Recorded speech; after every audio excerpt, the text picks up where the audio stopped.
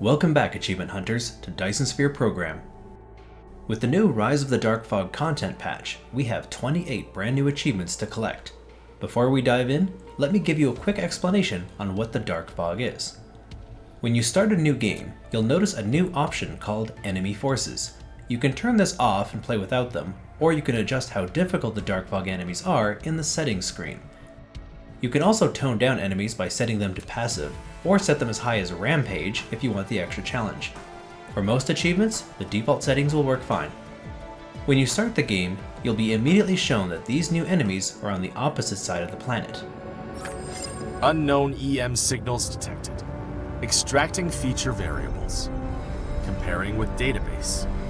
Those are highly likely anomalous mechanical bodies from the Mechanic Energy Program. Engineers call them Dark Fog. You'll also notice a couple updates to the interface. When you open the mecha panel, you'll see there's now slots for ammo, a hangar, fleets, your durability, and energy shields. In the technology screen, there's a new weapon system path down at the very bottom for building turrets and other weapons. Under upgrades, there's tech for energy shields of our own, then below that there are several new technologies to upgrade all of our weapons. You'll get to discover a lot of these once you get deeper into the game. Lastly, there's new threat indicators to the top left. You can click on these indicators to show where the bases are located on your planet, or where the main hive is in space. Use this information to plan your defense. When these threat indicators reach 100%, the Dark Fog will launch an attack. The first wave of attacks can happen anywhere between 20 and 40 minutes after you start a new game, depending on how fast you build. When an enemy gets close, Icarus and your turrets will attack them automatically. The first attack is quite the pushover, but you'll really need to prepare once you start expanding to other planets and star systems. Now that the introduction is complete, let's go over some of the new achievements in the early game. Here's an easy one you can get in just a couple minutes. Start a new game and set the Dark Fog aggressiveness to passive. Once the game starts, walk directly to the other side of the planet where the Dark Fog's planetary base is. When in range, press Z to open up the combat interface and start blasting. At this point, you just have to wait for the Dark Fog units to kill you, and you'll get the achievement called You Started It. It's also a good time to mention at this point, when you die, you can spend metadata you earned from research to either respawn on the spot or respawn back at base and lose all your items. Another achievement you can get early on is called Supernova. The turrets you build have an ability that supercharges them for a large burst of damage.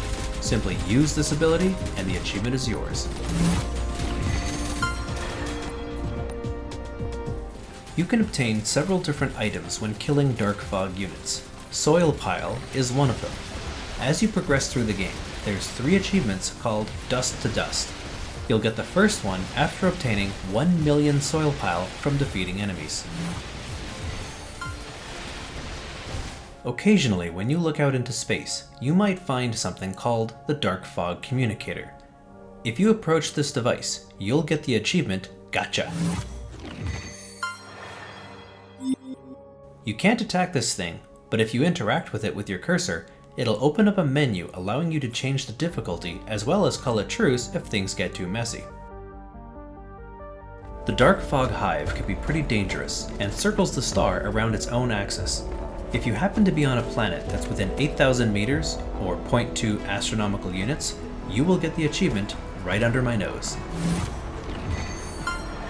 Just be careful, the Hive can sometimes send its fighters to kill you if you usually get this close. Here's a simple achievement to get once you've unlocked laser turrets. After you clear out a planetary base, do not clear out the hole it leaves with foundations or geothermal power stations just yet. Instead, surround it with 40 laser turrets. Over time, relay stations will try to rebuild their bases. If they try while your lasers have it surrounded, you should get the In the Spotlight achievement.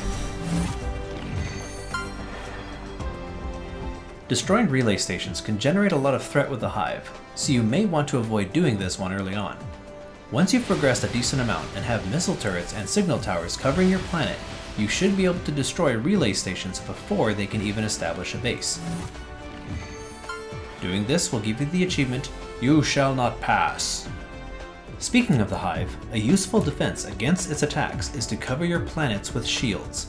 Planetary shields use a lot of power, and they can take a few minutes to fully activate.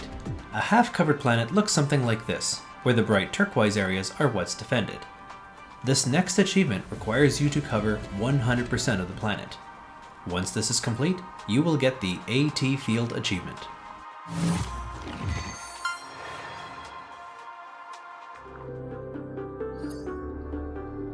Lastly for today, destroying units in space with your space fleet or with your missile launchers will work your way towards another trio of achievements.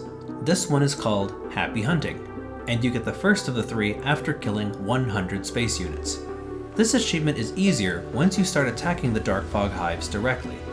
I didn't feel safe trying this until I had at least a fleet of 48 decently upgraded corvettes.